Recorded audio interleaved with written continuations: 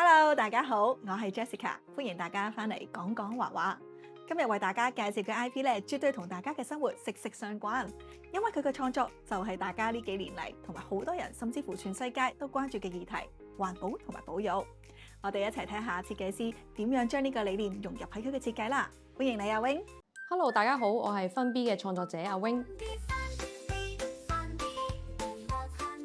我見到咧封 B 呢個蜜蜂嘅設計咧，一直都係笑笑口嘅喎。我想問咧，點解當初會諗到用蜜蜂做呢個環保教育嘅代言人呢？因為大家咧普遍咧其實認為咧蜜蜂咧係一個極度危險啦，會針人嘅一個害蟲啦。咁見到蜜蜂嘅時候咧，佢哋都會掉頭走啦，或者想消滅佢哋嘅。咁而其實蜜蜂咧其實係一個益蟲嚟嘅喎，對地球咧同埋生態環境咧都非常重要啦。1/3嘅糧食咧都需要蜜蜂咧去傳播花粉嘅。咁而我嘅本業咧就係莊臣集團啦，係一間清潔滅蟲公司。我哋平時咧都會收到好多處理蜂巢嘅個案啦，咁佢哋都會需要我哋用殺蟲劑去殺死佢哋啦。咁我哋喺度諗，係咪一定要滅蜂咧？點解唔嘗試下去救蜂咧？所以喺咧2018年嘅時候咧就啟動咗呢個拯救本地蜂保育計劃。透過呢一個計劃咧，去推廣救蜂代替滅蜂呢一個信息啦。咁所以分 B 咧就係咁樣誕生出嚟㗎啦。咁就用一個可愛嘅形象啦、有趣味性嘅故事啦、插畫啦，去推廣咧蜜蜂保育呢一個理念嘅。希望咧可以打破到咧大家對蜜蜂嘅恐懼啦，同埋誤解。我知道啦，蜜蜂嘅生態咧其實都有好多知識喺入邊嘅。咁喺你將佢設計成為插畫嘅時候啦，你係點樣平衡下佢哋嘅專業嘅知識啦，同埋保持翻畫面嘅趣味性嘅？咁我哋背後咧，其實個團隊咧都有多年嘅處理蜂巢嘅經驗啦，同埋咧我哋亦都有同本地嘅蜂農咧有緊密嘅合作啦。咁除咗喺書本上或者網上揾到一啲蜜蜂嘅知識之外咧，好多時咧我哋都係會同蜂農去做一啲分享啦。佢會分享好多一啲自己嘅有趣嘅經歷啊、故事啦。咁呢個都係我哋嘅創作靈感嚟嘅。咁有冇邊一次嘅創作係你覺得特別有挑戰性？最大嘅挑戰應該係搬遷蜂巢嗰個過程，因為其實我都有親身去睇過蜂農去點樣搬遷蜂巢啦。其實成個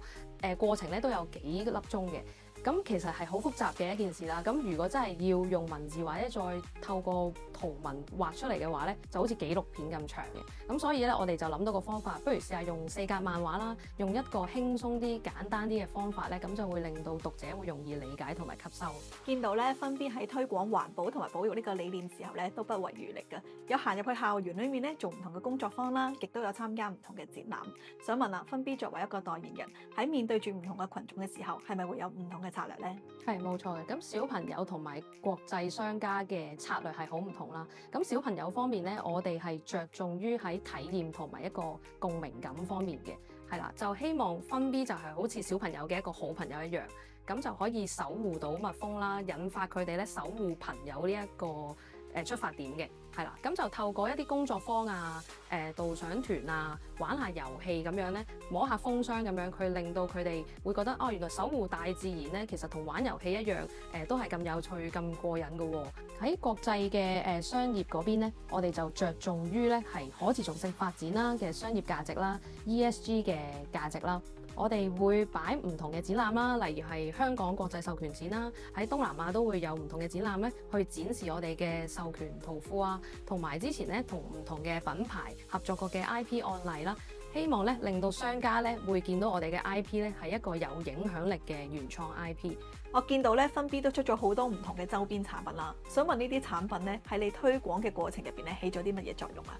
好似以蜂蜜汽水為例啦，呢罐汽水佢唔係一個普通嘅汽水啦，其實佢係一個好有意義嘅一個飲品嚟嘅。咁當消費者享受緊呢個飲品嘅時候咧，吸收到一啲保育嘅意識啦，有產品咧就自然會有消費啦。咁消費者咧唔係淨係單一買咗一個產品啦，其實佢係實質咧用行動咧已經可以支持到本地蜂農嘅生計啦，同埋我哋保育計劃嘅一個經營支出，咁樣咧先可以令到咧商業去推動到可持續性發展咯。阿 Wing 啊，因為咧我自己咧一講到環保嘅議題咧，我覺得就會比較嚴肅啲嘅。我想問咧，你喺設計嘅過程裏面咧，有冇針對住我呢啲咁嘅人群咧，去做一啲特別嘅元素㗎？好似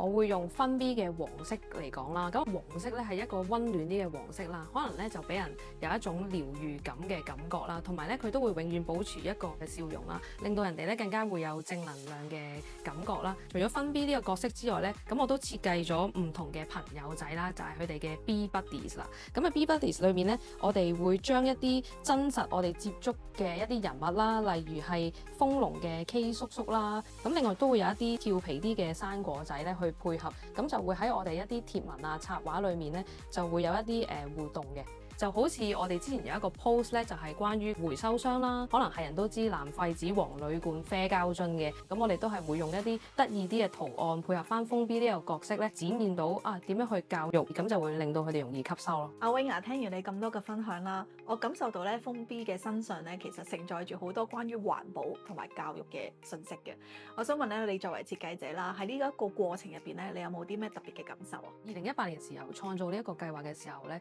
我哋係好純粹、好直接係想講話啊，你見到蜜蜂唔好殺佢啊，要救佢啦，咁係有個好直接嘅一個 message 咯。咁但係慢慢過咗幾年疫情之後咧，就發覺其實香港人嘅心態啦，或者成個生活節奏咧都會有變化。我哋希望咧蜂 B 咧係可以成為大家嘅心靈陪伴啦，就好似蜜蜂咁樣啦，係一種好識得喺夾縫之中生存嘅一個非常團結嘅一個昆蟲啦。咁呢樣嘢咧其實係好似香港人嘅。既然小蜜蜂咧喺一個石屎森林裏面都可以揾到花蜜嘅話，咁正如我哋香港人都可以喺變幻嘅環境之中揾到生活嘅一點甜。嚟到訪問嘅最後啦，都想知道咧，分 B 喺未來推廣環保同埋保育嘅理念上面咧，有咩心願啊？咁我嘅最大心願係唔係想淨係出一個單一嘅商品啦，希望咧喺商場可以搞一個好大嘅活動啦，咁可以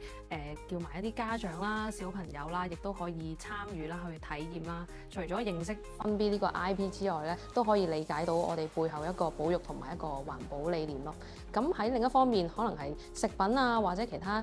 餐廳嘅一啲合作咧，其實我哋都非常之歡迎嘅。商家如果想提升品牌形象咧，都可以揾我哋分 B 呢個 IP 咯。希望分 B 咧同大家咧可以用最冇壓力嘅微笑做最有力量嘅保育。多謝阿 Wing 今日嚟同我哋分享分 B 嘅設計同埋個願景。